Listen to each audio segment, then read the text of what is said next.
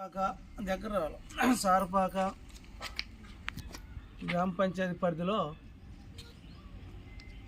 సుందరయ్య నగరంలో సీసీ రోడ్లు అనేది చాలా బ్రహ్మాండంగా ఏపిస్తున్న సర్పంచ్ గారికి ముందుగా అభినందనలు తెలియజేస్తున్నాం.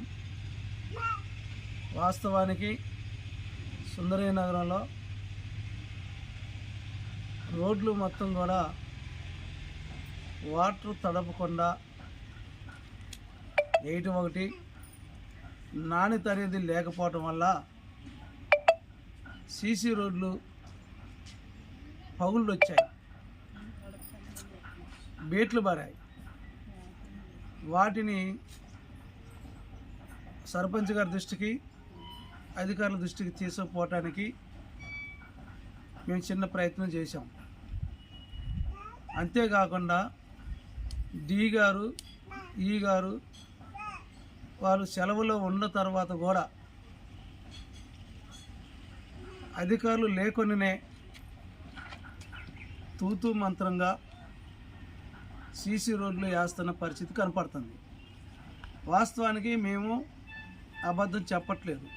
మన సుందరయ్య నగర్ ప్రజలు కూడా గమనించాలి, ఇతర ప్రాంతంలో ఉన్న ప్రజలు కూడా అర్థం చేసుకోవాలి.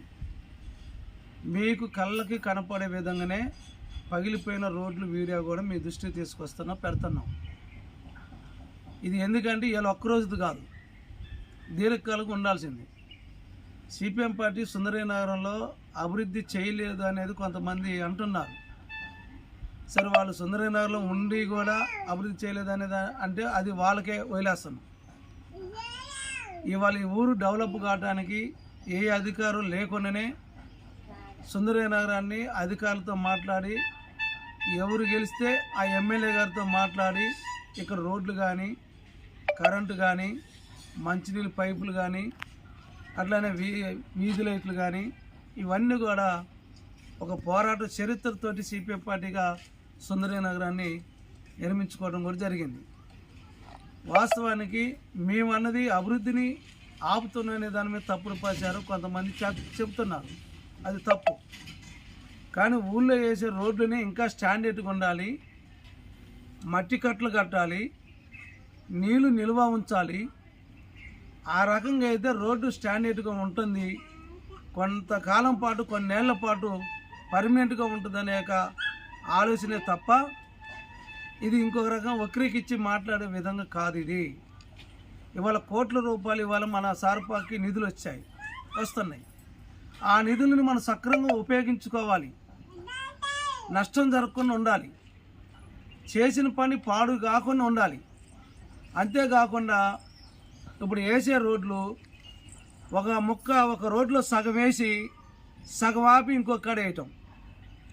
అదేదని అడిగితే పెట్టిన దాన్ని సైడ్ వాల్స్ పెట్టినవి కూడా చెక్కలు కూడా పీక్కొని వెళ్ళిపోయి ఇంకొకడ పెడుతున్నారు.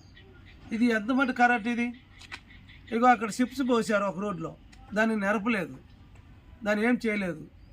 వాస్తవానికి రోడ్లు దొక్కాలి, ముందు లెవెల్ చేసిన తర్వాత రోడ్లు దొక్కాలి, తొక్కిన తర్వాత వాటరింగ్ చేయాలి, వాటరింగ్ చేసిన తర్వాత సీసీ రోడ్డు వేయాలి.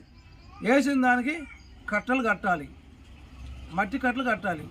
కట్టి నీళ్ళు నిల్వ ఉంచితేనే దానికి ప్రయోజనం ఉంటుంది, ఫలితం ఉంటుంది. తప్ప ఏదో మేము వేస్తుంటే వేయనీయకుండా ఆపుతున్నారని అంటాం అనేది వాళ్ళ యొక్క అవివేకం.